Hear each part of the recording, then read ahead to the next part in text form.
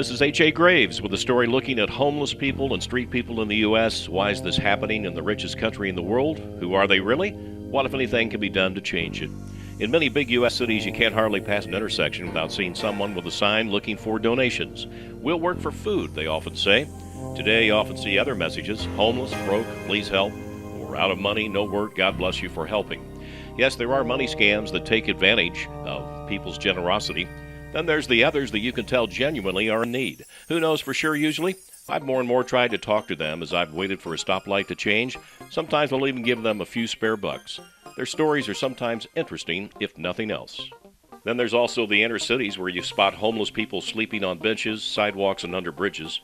Sometimes they live long-term in camps in wooded areas and such. It's said that on any given night there are hundreds of homeless on the streets of most large cities. And in warmer climate cities, it probably is in the thousands each day. Can they be helped? Do they want help? It's said that most homeless people are forgotten veterans, drug addicts, people with no family around, and people that have come out of the criminal justice system. It's also true that many agencies are trying to help the homeless, but sometimes it's a matter of the homeless desiring to tap into their help. Here we try to identify the specific causes of homelessness. Ongoing poverty. Loss of work with very little or no savings and unemployment benefits to help out. Loss of a home. Severe health problems and high medical expenses. Domestic violence, where the battered women in poverty are forced to choose between abusive relationships and homelessness.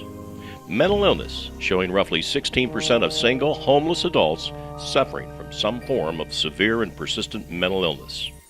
And addiction disorders to alcohol and drugs. Nonprofits, agencies, and churches around the country try to reach out and help the homeless, providing food, shelter, clothing, counseling, and medical help. In Indianapolis, Indiana, the Wheeler Mission has been helping the homeless since 1893. Wheeler is a non-denominational Christian social services organization which gives crucial needed goods and services to the homeless, poor, and needy in central Indiana. There are many other agencies that also provide short-term help and services. Recently, I hit the streets and talked with some of the homeless and down and outs. Warmer weather for you today. How long you been out here? All morning. How long you been out here? All morning. Have you been here on this corner though a lot, or? Yeah. Okay. I like, You just kind of down on your luck, or? yeah. I tape these sometimes because I find it very interesting to talk to people. Thank you. Well, stay warm. Try to, yeah. Not too bad our day. A lot better than the last 3 days. Yeah, it has been. Okay, bud. I'll see you again. Thank you very much. God bless you. How are you? God bless you. You all right? Yep. Okay. The practice of asking passing motorists for money is often called flying a sign. It really is a sales pitch to ask for help.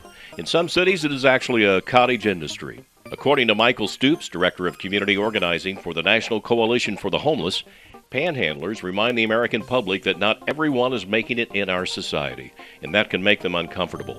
That discomfort can often translate into animosity.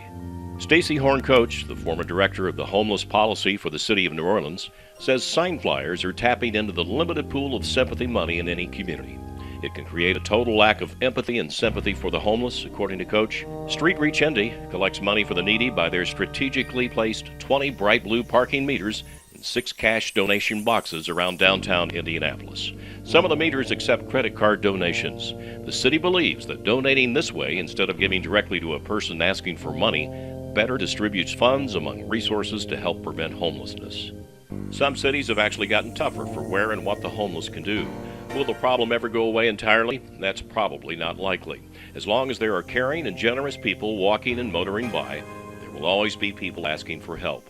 I guess we are to be our brother's keeper. If people, including myself, are being scammed, I'll choose to let a higher power figure it all out. Till next time, goodbye from Indiana.